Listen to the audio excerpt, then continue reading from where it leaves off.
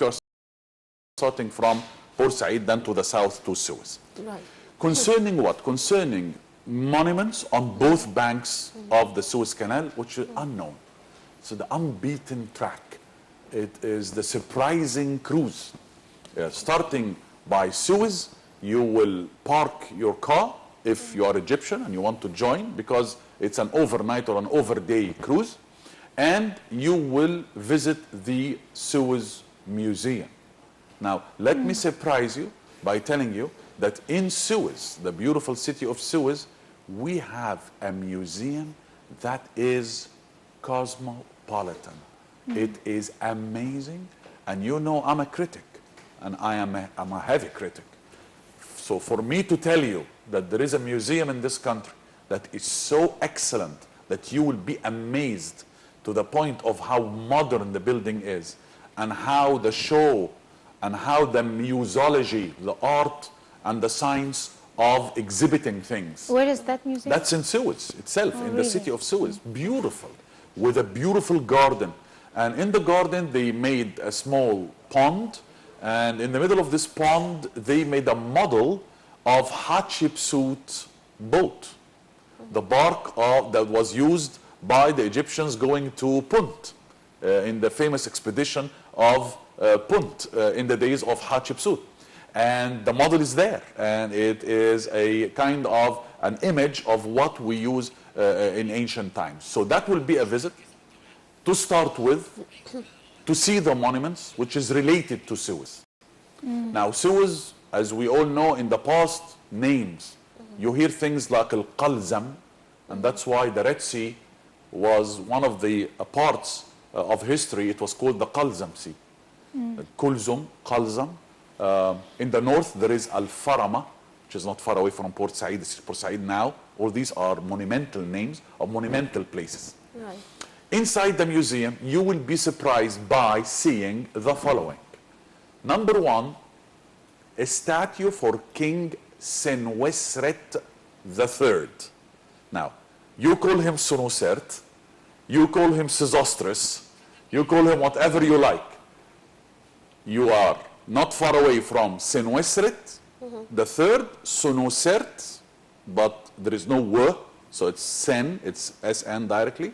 And in the Greek time, he was called Sesostris. Well, let's keep with the Egyptian name, with the ancient hieroglyphic correct name of pronouncing the names of our grandpas, right? So it's Senwosret III. Why in particular you put in Suez, in the Museum of Suez, Senwosret III? Because Senwosret III is answering your comment at the beginning, which is there was no there Suez, was a Suez Canal. there was no Suez Canal in but ancient there was times. this guy, he did, I think Yes. he did. Not like us today, not canal, like yes. from Suez to Al-Farama or to Port Said, or from Qalzam to But there Port was a Said. canal. But there was a He established. connection. Exactly, there was a connection between On a smaller the scale. Mediterranean to the Red Sea through the River Nile. And that was the first trial for That's the the first Suez trial. Canal. That's the most ancient trial. You are talking about a good 4,000 years minus. The Egyptians dug a canal between the part of the delta and all the way to the Bitter Lake, and from the Bitter Lake another canal to the top of what we call nowadays the Gulf of Suez. So you connected, since the delta is connected to the Mediterranean, so Mediterranean, delta, lake, Red Sea. So that connection was the first of the connections in history of the two seas. Right. Now, So they had a relation with the Suez Canal. the idea of connecting... There was a canal. Yes. There was a canal. Yes, and it was used. And so there was life there, and there were activities, and probably there were monuments And trade. and trade. Because canals means two things in history. One is irrigation, and two is trade. And of course, if there is irrigation and if there is trade, there is life. That's the answer for your And what's left of this life? Well, the canal itself was, because as you know, in the old times there will be storms, there will be sandstorms, there will be kind of covering the canals with sand, so you need every now and then to dig it up again and remove the dirt and remove the dust and remove the sand. You would like to widen it for more boats. Remember that boats in the ancient times were not hugely wide, and then they became wider and wider and wider. They became deeper. The draft has got something to do with the draft of the boat, has got something to do with it. And that's why the more you change and the more you progress to the point that you can now go through with the Suez Canal of today, and you see how it deals with huge tankers and so on. Interesting thing, though, is that even Romans, when they invaded Egypt, they wanted to use the canal. So the Roman emperor ordered for the canal to be reused. Seti, the king Seti, reused it. Ramses, Nekau. There was a very famous man who ruled our country called Nekau or Nekau, very famous king in ancient times, and his name was related to that link like big, like huge. You can mention Senusret the third, you can mention Nekau, and then Roman emperors and so on. The Persians were interested in that. The Muslims, when they entered, there is the famous Amir al-Mu'mineen canal, which is again linking the two That seas would require another to episode. get. It was like that. It was Very in rich the days of information. Sayyidina Umar ibn al-Khattab, radiallahu anh, and when the Muslims were around, that was, and then Can you please relate this story also? Yes, because you know that in the days of the Abbas, what happened to these beautiful progresses is that in the days of the Abbasid, there was a revolution in Mecca. And who were helping the rebels in Mecca but yours dearly, the Egyptians, right? So they were used to send, and we were sending all sorts of aid and help to the Meccans, if we can use that expression. We came a long way. And, oh, yes. Oh, dear. Oh, don't start me. And that led the Abbasid Caliphate to order to actually kind of dry up or cover up or kind of stop using that canal because it's causing us trouble with the Egyptians. That was the Abbasid Caliphate. And since then, the canal was kind of ignored and left and so on. Every now and then, the idea of linking the two seas are coming back to the Egyptians, even in the 1500s, when the Ottoman, even before Napoleon and before Muhammad Ali and before the Khedives, in the 1500s, I was surprised to read this, in the 1500s, there was one of those faramans, one of those decrees, which were made by the Ottomanic El-Bab Al-Ali, the big gate, the great gate, Al-Asitana, the White House, like, I don't know, Al-Tahadiyya Palace. So in the old days, it was the El-Bab Al-Ali. El-Bab Al-Ali is giving their decrees, giving their decisions. One of those decrees is, guys, solve this idea in Egypt and link the two seas. So in the 1500s, this idea was resurrected again. Was never achieved. Napoleon never achieved, and so on and so forth, until Muhammad Ali, and then and this business of, is the Red Sea higher or is the Mediterranean higher? So they were, some people were afraid that if we dug, then the water is going to come up and it will flood Egypt. Of course, that was not correct geographically, but in the old days, they were thinking this way. All the way until, of course, Said and then Khedive Ismail and the great dilemma of Khedive Ismail. And by the way, I've got another surprise for you today. I read a text, an ancient text since days of Muhammad Ali, that is referring to Muhammad Ali as a Khedive. Can you believe that? So all the things that we studied at school, the Khedives came, because Khedive Ismail came after Said. And Muhammad Ali was Muhammad Ali al-Wali, right? The deputy of the great guy in the Ottomanic Empire. But to read that there is an original text that says that Muhammad Ali is the Khedive, that was surprising to me after 34 years of reading history. So still, can you imagine this? That a guy like me is still getting surprised by the history hitting you with new news. That's what makes our job interesting. But he was a wali at the same time. Yes. Yes, he was a wali, but the title was never, I never read that Muhammad Ali was a Khidewi. Was that a compliment given to him? It was a title. It was a title, just a compliment. Complimentary title bestowed by the yes, of course. It's guaranteed by the Sultanate, and the Sultanate will give you that title. So it's only a complimentary title? It was a political title. A political title. Oh, yes, and very strong one as well. So, yes, because you are the person who is, in fact, You are the Sultanate in Egypt. And that's why when something happens that the Sultan didn't like, he would kind of drag the ear of the wali. I don't care if it's Muhammad Ali, if it's Ismail, I don't care. So those guys were, in a way, and that's why why Muhammad Ali was different. I personally don't like him historically, and that's another episode.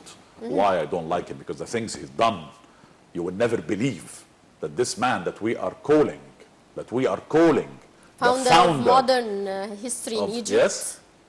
Wait until I make an episode about Muhammad Ali that you didn't know. That's the name of the title of my lecture. Muhammad Ali that you don't know.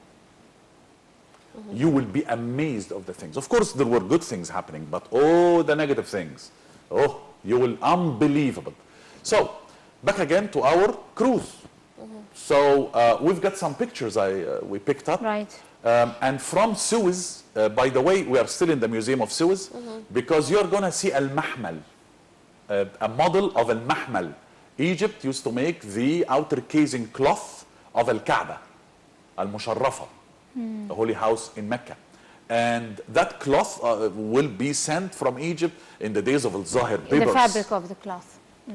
And since the days of Al-Zahir Bibers until the 50s.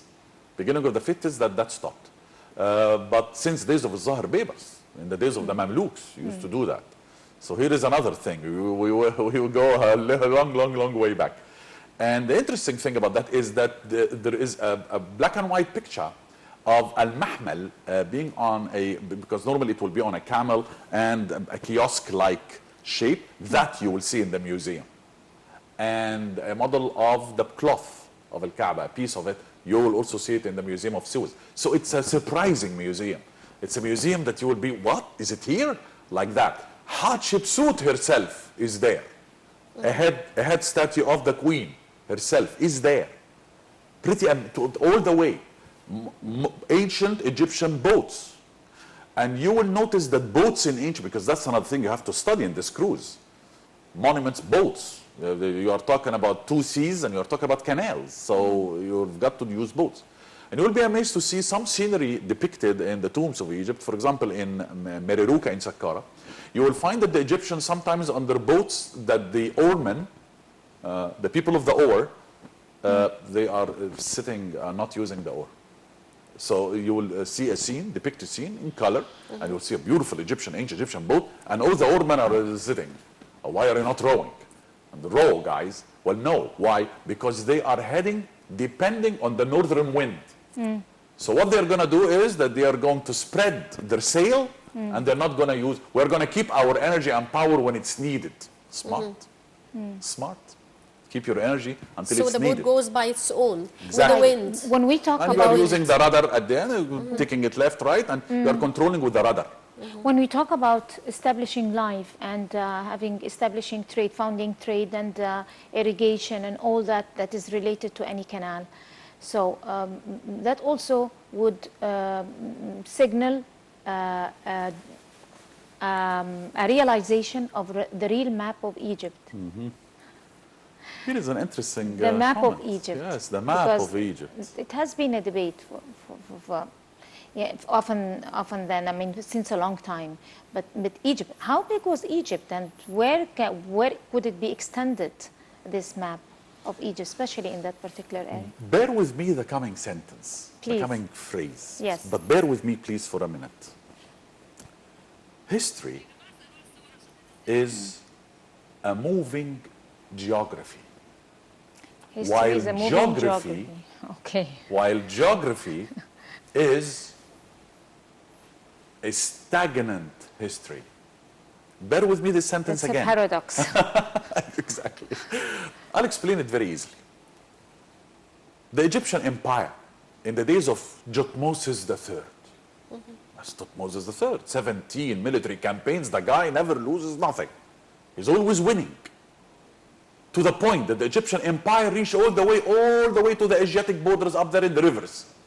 Okay. Nobody ruled Egypt with such a vast empire, land-wise and military-wise, with your vast borders and frontiers, just like in the days of Thutmose II, even in the days of Ramesses II, even in the days of Ramesses III, even in the days of Ahmose. All those huge famous names. No. Jahutmos III or Tutmosis III. Now, if I come to you 2016 and tell the people in Asia, here is my monuments, Egyptian monuments in Syria or in Lebanon or in Palestine or in, very closely to Iraq, Euphrates, Orontes, the river of Orontes, all of this, would that give you the power to overtake? You remember in the days of Kuwait and Iraq when they were fighting and this, it's our historical rights. That, I used to explain it in my guiding times to the people who come to visit Egypt. I said, historical rights, you cannot talk historical rights in boundaries unless you are talking about a country that usurp another country, like the Zionists doing with Palestine now. But if I go back to the 18th dynasty and tell you 4,000, 3,000 years ago, there is a statue for me in Lebanon, so Lebanon is Egyptian, it doesn't work this way. But there are geographic rights. Geographic, and that's why, are you studying geography in this place, or are you studying history? Are you taking history as your proof? Which is more official, well, the geographic or the historical? Both of them are correct, but geography, and that's what I meant by the paradox, geography is a still thing. Egypt has got the River Nile. The River Nile did not move a great deal in the last 500 years. Geography is the fact on the map. Exactly.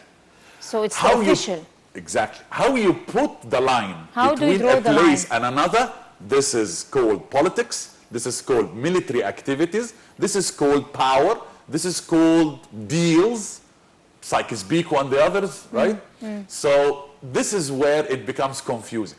But there are things that you cannot say yes or no in. For example, the delta.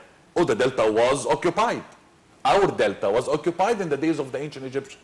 The sea people, very tough tribes who fought the Egyptians like, I tell you what, Ramesses III in Medinat Habu, a huge scene, the biggest scene you will ever see in your life, carved on a huge pylon, detailed like it was a documentary made by I don't know who, by the Nile TV, showing you this naval battle between the Egyptians and the sea people. The sea people went into, and they came into the delta.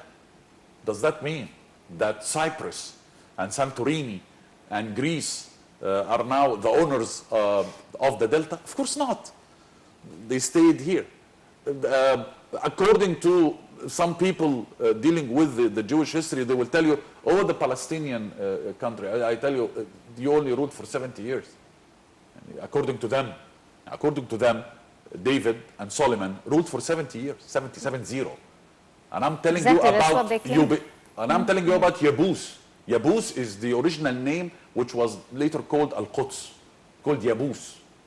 From 3,000 to 5,000 years BC, it was founded as a city called the city of Yabus, founded by the Ubisiyun. Where are the Ubisiyun coming from? They are coming from the Arab Peninsula. So 5,000 years BC, the Arabs built a city called Yabus, which became Al-Quds. So this is history and geography, both works. Some people came later and occupied this place. Now this is occupation. This is usurping. And that is where geography and history. So Yabus is a good example of geography and history together. The River Nile in Egypt, nobody can come and tell you the River Nile is ours. The Red Sea, you were in control. Read Al-Sharif Al-Idrisi, and he mentions even islands in the Red Sea. Al-Sharif Al-Idrisi, he's not Egyptian. He is a genius geographer. You know who's Al-Sharif Al-Idrisi? He is the first man in history, and he's from Morocco. Bless him. He was the first man in history to make a globe in silver. Globe with continents and seas, and it was protruding. And that's the globe that you use nowadays, putting it on your desk.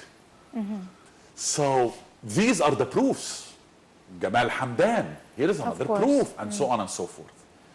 But I'll take you back for a very important place called Tharo, the citadel of Tharo. Now, here is history, geography, military. Why? Because Tharo is an ancient Egyptian name for the biggest, most important, most crucial citadel in the history of ancient Egyptians. where they excavated some remainings of it and they restored it. That is a visit. I get you pictures if you like. That is a visit. Why it's a visit? Because it's in Al-Qantara Sharq. Al-Qantara Sharq. Here is another stop by your cruise when you are cruising the Suez, if my plan was liked by the Minister of Tourism and of course of Antiquities. And as you know, I'm very popular in the Ministry of Antiquities, as you well know. Okay? And in the citadel of Tharo, it's only 3 kilometers, it's a place called Tell Habwa. It's about 3 kilometers from Al-Qantara Sharq. This is the citadel that you, as an Egyptian army, started to go to Sinai and up to Asia from. That is the beginning of Horus Road, the first military road or route ever. University of Swansea, Wales, 2006, made the biggest convention, invited all Egyptologists from the world to study what? To study the Pharaoh citadel, the military route of Horus, the most ancient military route in a desert, anywhere in the world. It's in Sinai, made by the Egyptians. They are studying beat stations. Beat stations is like your police stations now. In Sinai, made by the ancient Egyptians. What? In 2006, they are interested to study your police stations in Sinai. You tell me, why are they interested in that? Especially when you read the names of the Egyptologists who are invited to give lectures in this convention. And of course, yours truly, the University of Ben Gurion is there. And to those who don't know the University of Ben Gurion, it is the university that dug heavily and took heavily monuments from Sinai from 67 all the way until 82. 1982, not until 1973. Because our amazing victory in 1973. And you thought to yourself, well, they stopped digging in 1973 since we won. Oh, they didn't. And they kept on doing that until the beginning of the 80s. So you tell me the amount of monuments which were taken from Sinai in the span of these years. So unless we bring everybody to Suez, not as huge tankers and this, which is great and it's happening. No, as intellectual, educational tourism, to tell people those monuments on both banks of the Suez Canal. You have a small, perfect, beautiful, important museum in Ismailiyah. Not only ancient Egyptian, oh, you name it, and you will find it there. With a beautiful garden, well known of their gardens. With Sphinx, I tell you, in front of the entrance, as if it was carved yesterday. That's in Ismailiyah, in Al-Hayy Al-Afrangi. And then you end by Port Said, which finally, I will tell you in one sentence, please rebuild what you demolished in the museum. The museum Port Said is closed. Part of it is demolished. And the garden now, I don't know, things are thrown in it and stuff. Please, Ministry of Antiquities, please build or rebuild what you demolished. And that is the museum of Port Said. Right, Mr. Bassam El Shammaa, a prominent Egyptologist. Many thanks for joining us. Thank you, my dear. And dear viewers, we now go for a short break and we'll be right back.